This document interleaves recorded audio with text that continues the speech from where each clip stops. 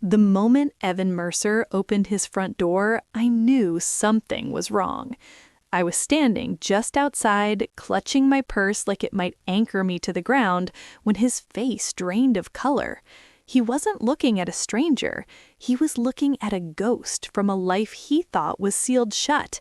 Because instead of the woman he'd been expecting for a casual first date, he found me, Clara Hale, his former sister-in-law, the woman who vanished the same week his divorce papers were signed, 5 years ago. For a long second, neither of us moved. His hazel eyes widened, mine mirrored them, and in that quiet space between breaths, the past rushed back with brutal clarity. I didn't know it was you, I finally whispered. My voice sounded smaller than I meant it to. Evan ran a hand through his hair, a familiar gesture that tightened something in my chest. Behind him, the house was dim and quiet, the kind of quiet that comes from a child already asleep. Everything he'd rebuilt was right there, and I was standing at the door, threatening it all. "You should come in," he said at last. "We can't do this out here." As I stepped inside, the weight of memory settled over me. The hallway walls were lined with photos, birthday candles, missing teeth, school portraits, his daughter, Maya, growing older frame by frame. Her mother was absent from the recent ones. "She's gotten so tall," I murmured, stopping at a photo taken just last month. Evan nodded. "She has." "Does she ever ask about me?" He didn't answer right away. "Every holiday," he said quietly, "and whenever she sees someone with hair your color." My throat tightened. I'd wanted to reach out so many times, but her mother, my sister, had made her rules painfully clear. A clean break, no lingering connections, no complications. "That sounds like her," Evan said dryly, guiding me into the living room. "Always deciding what's best for everyone." Then he stopped. "There's something I need to know," he said. "Did you recognize me before you came tonight?" The dating app had only shown a first name and a blurry photo, but I had known. Of course I had. "Yes," I admitted. The silence that followed felt dangerous. "If my ex finds out," he continued, voice low, "Maya's stability is everything. I can't risk that." I took a breath.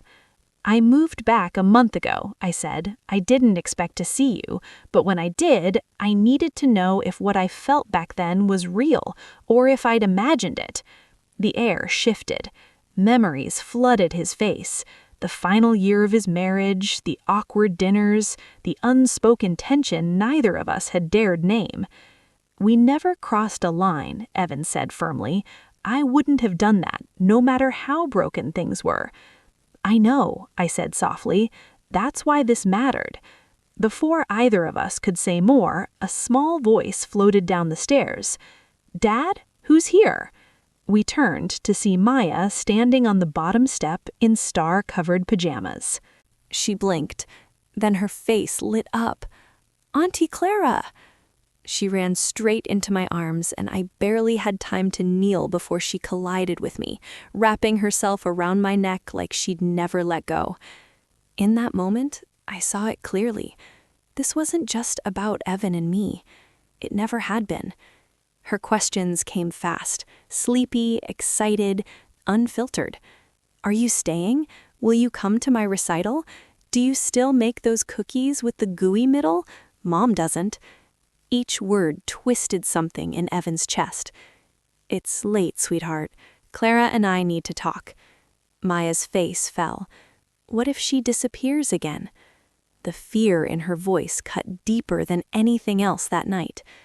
"I'm not going anywhere," I promised, meeting Evan's eyes. "Not like that." After Evan tucked her back into bed, he returned to find me standing by the window, staring into the dark. "I shouldn't have come," I said. "This isn't fair to any of you." "Then why did you?" he asked. I turned to face him. "Because for 5 years I've wondered what would have happened if I'd been honest before you married my sister." My heart pounded. "What do you mean?" he asked. I loved you. From the beginning. I stepped aside because she was my sister and I thought she loved you more. My voice broke. But she didn't. Not really. If she had, she wouldn't have walked away so easily. The truth landed between us, heavy and fragile. Evan didn't move closer. He didn't reach for me. Instead, he exhaled slowly. I can't rewrite the past, and I won't jeopardize my daughter's future. I nodded, tears burning. I'm not asking you to, I said. I just needed the truth to stop haunting me. He looked at me then, not with longing, but with clarity. Maybe the right answer isn't what might have been. Maybe it's what's healthiest now. The next morning, I left before Maya woke up, but I didn't disappear. In the weeks that followed, boundaries were set, with honesty, not fear. I became part of Maya's life again, carefully, openly. Evan remained a devoted father, and I began building a life that wasn't defined by regret. Some love arrives too early, some truths come too late, but sometimes closure isn't about choosing each other. It's about choosing what's right and finally letting the past rest.